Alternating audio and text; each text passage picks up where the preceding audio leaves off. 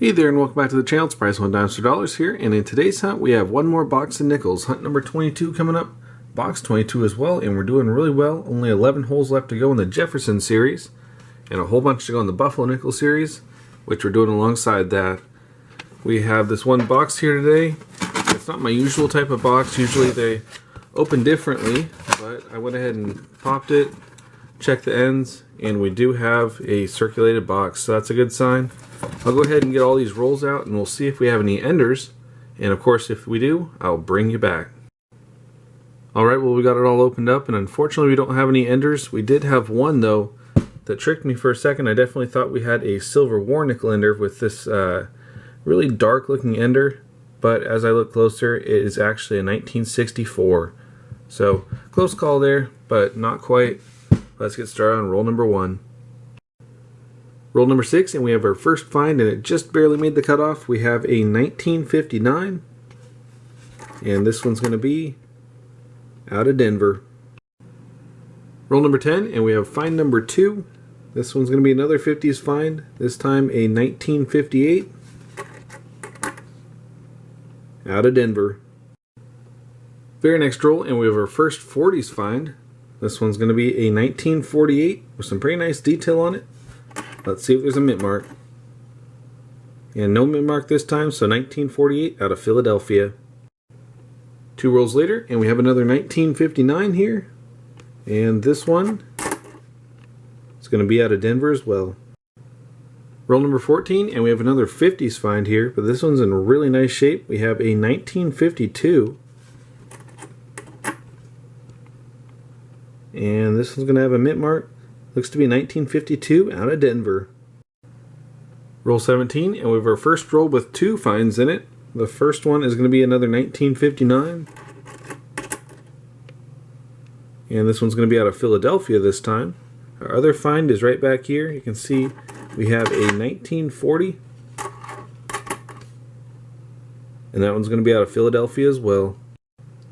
Very next roll, and we have another 1952. And this one's going to be out of Philadelphia. Roll 19, and we have 2 more finds. We have 2 1958s. Our first one's right up here.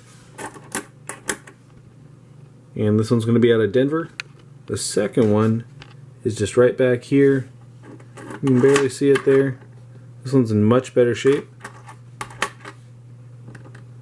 And that one's going to be out of Denver as well. Roll 21, and we have another 50s find. This one's going to be another 1952. And this one's going to be out of Denver. Roll 23, and we have another 1940 here. Pretty good detail on it. And this one's going to be out of Denver this time. Halfway point of the box, and find number 13 is going to be another 50s find, a 1957. And this one's going to be out of Denver. Roll 31, and we have a very shiny one here. It's going to be a 1956, might be an upgrader for the book. Let's see what the mint mark is. Alright, 1956 Philadelphia. Really nice reverse as well. That is a nice find. And our first 1956 of the hunt. Very next roll, and we have a 1953 this time. This one's going to be out of Philadelphia. Just a few rolls later, and we have another 1953, and this one is beautiful. Really nice detail on it. Let's see what the mint mark is. Alright, and this time we have a 1953 from San Francisco. Check out that luster on it. That is a really nice find, and most likely going to be an upgrader as well. Let's keep on hunting. We got 15 rolls left to go. Very next roll, and we have another 1959. And this one's going to be out of Denver. Roll 41, and we have another 1940.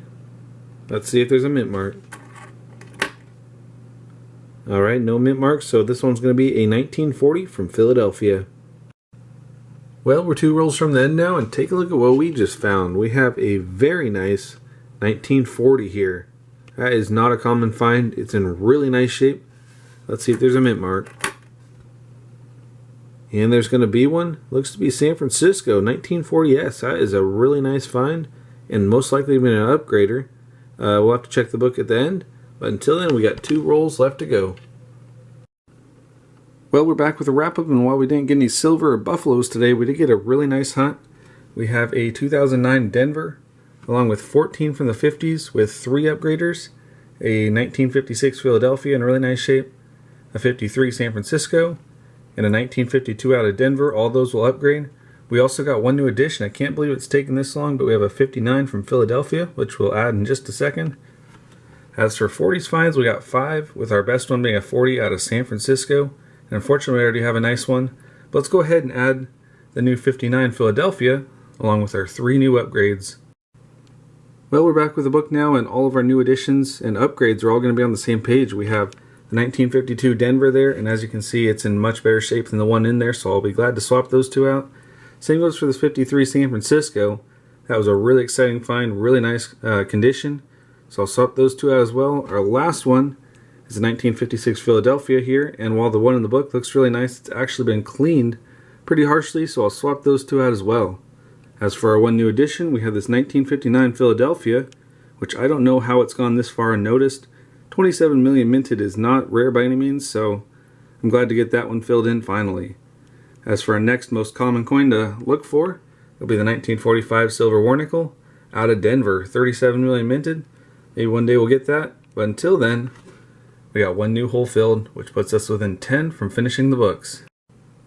As always, I want to thank you all for watching. This hunt's been a lot of fun. We got 1 new addition, which is always a really good sign, and hopefully it's a sign of things to come.